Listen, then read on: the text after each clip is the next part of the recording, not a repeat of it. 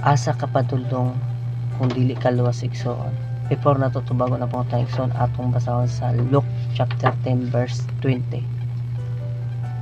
Notwithstanding in this rejoice not that the spirits are subject unto you, but rather rejoice because your name are written in heaven. So once i-accept nimo si Lord Jesus Christ as a Lord and Savior, so na nakasayang kamot ug nakalista na ang imong pangalan sa libro sa kinabuhi. So atong tubagon ang pangutay igsoon, asa kapadulong kung dili ka luwas igsoon, adto ka sa imperno. Atong basahon sa Revelation chapter 20 verse 15. And whosoever was not found written in the book of life was cast into the lake of fire.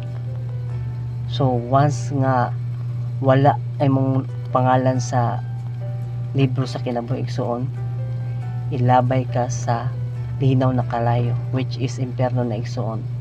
Mga once na ana ka dira, wala na escape igsoon, na nakasak init, suffer tanan everlasting nga kasakit igsoon, hindi yung ka mamatay dira.